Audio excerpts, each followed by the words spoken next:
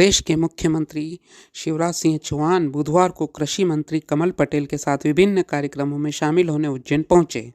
Helipad पर भाजपा नेताओं द्वारा मुख्यमंत्री का आत्मीय स्वागत किया गया। हेलीपैड पर मुख्यमंत्री श्री चौहान ने संत समाज के प्रबुद्धजनों से भेंट की। इस अवसर पर संत समाज ने विभिन्न समस्याओं को लेकर मुख्यमंत्री को ज्ञापन सौंपा। मुख्यमंत्री ने समस्याओं का अध्ययन करने के बाद गंभीरतापूर्वक समस्या के निराकरण की बात कही।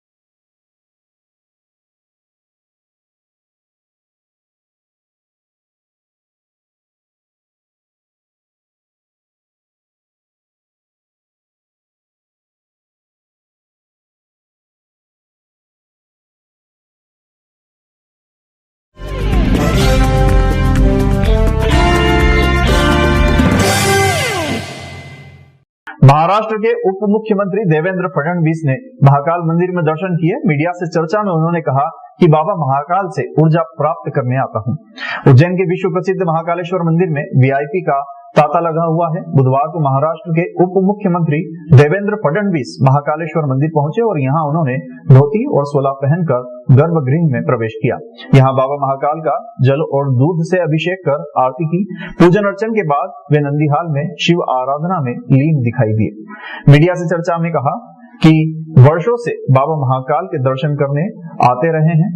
उन्हें यहाँ से असीम ऊर्जा प्राप्त होती है। महाकाल क्षेत्र में बहुत सुंदर कार्य हो रहे हैं। यहाँ आने पर मन में खुशी मिलती है।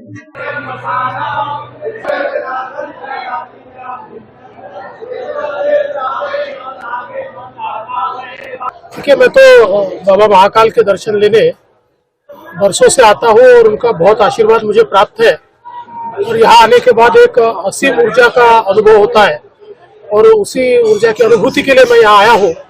और अभी तो यहाँ बहुत सुंदर काम भी हो रहा है। कॉरिडोर का काम बहुत सुंदर हुआ है। पिछले समय जब मैं आया था तो उद्घाटन होना था, अभी तो उसका उद्घाटन भी हुआ है और मुझे लगता है कि यहाँ का सारा चेहरा चित्र सारा बदला हुआ नजर आता है और बहुत मन से खुशी होती है जब मैं यहाँ का दर्शन लेता हूँ।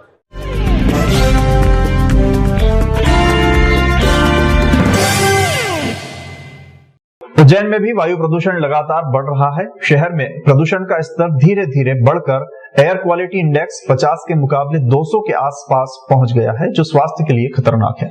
आज से एक दशक पहले तक उज्जैन शहरी क्षेत्र में वायु प्रदूषण का स्तर सामान्य के आसपास हुआ करता था। समय के साथ साथ इसमें बदलाव हुआ और प्रदूषण की मात्रा साल दर साल बढ़ती गई। पिछले 2 साल में इसमें और अधिक इजाफा हुआ है। WHO के निर्धारित मानक के अनुसार किसी भी आबादी वाले क्षेत्र में वायु गुणवत्ता सूचकांक 50 एयर क्वालिटी इंडेक्स यानी AQR से कम होने पर इसे सुरक्षित माना जाता है। यह आंकड़ा अगर 100 तक पहुंच जाता है तो इसे हानिकारक कहा जाता है। यही स्तर जब 50 से बढ़कर 200 तक पहुंच जाता है तो इसे स्वास्थ्य के लिए खराब माना जाता है। दीपावली के बाद से लेकर अब तक उज्जैन शहर में सूचकांक पर वायु की गुणवत्ता 150 से 200 के स्तर पर बनी हुई है। ये इस बात को दर्शाता है कि शहरी क्षेत्र में अभी वायु प्रदूषण का स्तर 2 से 3 गुना हुआ है। मध्य प्रदेश प्रदूषण नियंत्रण बोर्ड के क्षेत्रीय अधिकारी हेमंत तिवारी ने बताया कि वायु में प्रदूषण का मुख्य कारण वाहनों से उत्सर्जित होने वाला धुआं और उसमें कार्बन की मात्रा है, जो गर्मी के मुकाबले ठंड में ज्यादा देर तक जमीन के नजदीक वायुमंडल में बना रहता है।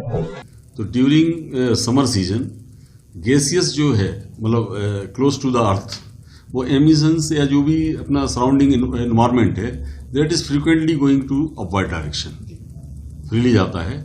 लेकिन क्या है कि इस समय में जो अभी मौसम चल रहा है विंटर सीजन में जो गैसियस जो एमिशंस होते हैं या डस्ट पार्टिकल्स हैं वो उनका एक्चुअली एमिशंस का कंडेंसेशन होता है, तो जिससे जो सेंसर लगे हुए हैं सेंसर पर उनका रिफ्लेक्शन ज़्यादा आता है। ये सबसे मुख्य कारण है कि हमारे जो एयर क्वालिटी इंडेक्स हैं वो अभी इंक्रीज हुए हैं।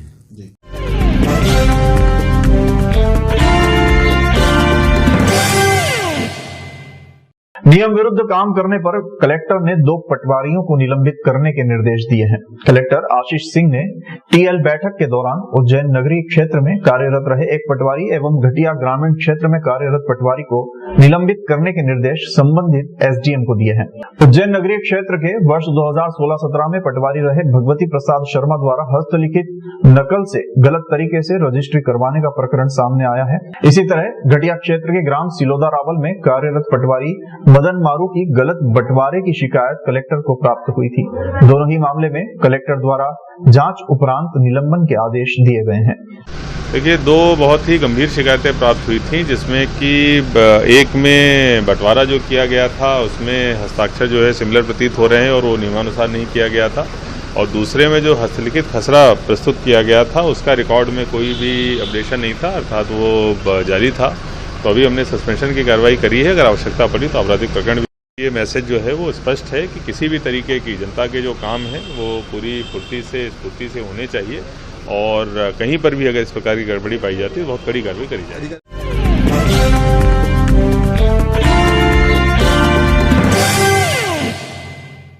सिंहस्थ क्षेत्र से अतिक्रमण हटाने को लेकर पुलिस कंट्रोल रूम पर बैठक हुई, जिसमें रहवासियों के बगैर हुई इस बैठक में कोई भी हल नहीं निकला। बैठक में क्षेत्र के पार्षद सहित कांग्रेस नेताओं को भी बुलाया गया था।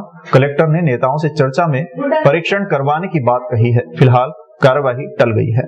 2016 के पहले तो उन्होंने जो भी थे उनको स्थापित करने का भी बोला है, वापस स्थापित करने के जो हैं उनको कंटिन्यू किया जाए, और इस पर भी अभी विचार किया जा रहा है कि अब इसके बाद आगे और न बढ़े मकान।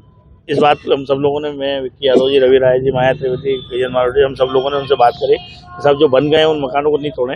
ये गरीब लोगों के मकान, इन्होंने अपने खून पसीने की कमाई से मकान बनाए, ये मकान तोड़ने के बाद दोबारा वापस अपना मकान बना भी नहीं सकते हैं। तो उस पर अभी विचार कर रहे हैं और उसका भौतिक सत्यापन भी कराया जा रहा है।